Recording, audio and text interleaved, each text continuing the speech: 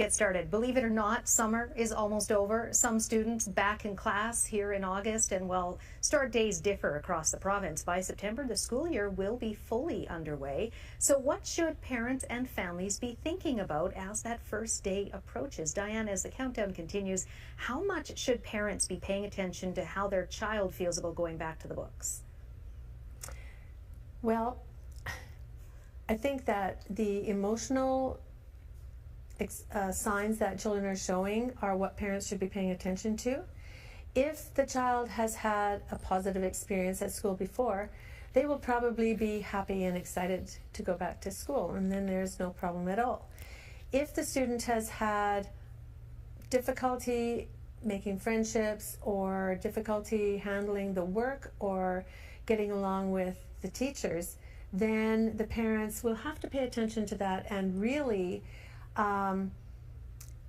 it's not a matter of them having to do something about those kids' feelings in terms of cheering them up or trying to change their mood.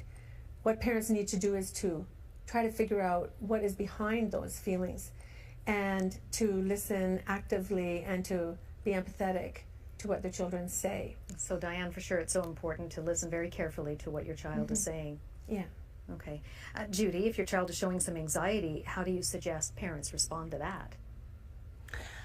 Again, too, I think parents do have to look below the behavior and figure out what that child's feeling, because my experience of kids is that they don't tend to come out and tell you how they're feeling, they show you.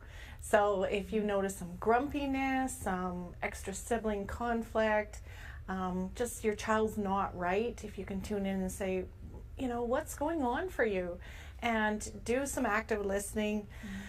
And if they're feeling anxious, give them some tools to use. Give them a worry chair, give them a journal to write down their thoughts, and again, validate how they're feeling, and just, you know, tell them it's normal. It's normal to feel that way, and everybody gets through it. We all start our first day of work or school. At what point do you think it's necessary for a parent to turn to professional help to help their children deal with that back-to-school anxiety?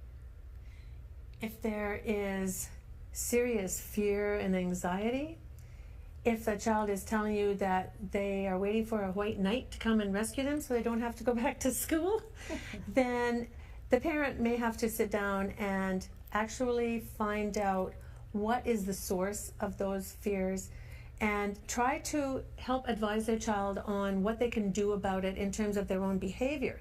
The parent also can go to the school and try to make some kind of collaborative effort with the teacher that the child is going to have, if that's possible, and see if there's some way to mitigate the problems that the child is experiencing. And in the end, if all else fails, the parent could try to find another school that's more suitable to their child. Okay. Now, with the whole back to school bit, there's the practical things that need to be done. You know, the school supplies, shopping for new shoes, that sort of thing. Judy, how much should children be involved in that? Well, I think at any age, children should be involved when they're little, you know, getting them to pick up their backpack and clothes and things like that. When they're older, you could task them with researching cell phones, finding out what are the best features, because they should take some of that on too, and it relieves your workload but also gives them really good skills on helping out, choosing things, maybe paying a little money to it, those kinds of things. Diane, with your education perspective, why is it important to involve kids in those preparations? Because childhood is a time when children can make small incremental movements in decision making so that they can become independent. At 18, when they leave school, they are full-fledged adults and they have to make all the major decisions of their lives. So it is very important for them to learn to be self-sufficient and to analyze their decisions based on the reasons behind them. And so small things like this are a very good opportunity for them to practice. Yeah, it doesn't matter the age, it's all a matter of preparing for adulthood, isn't it?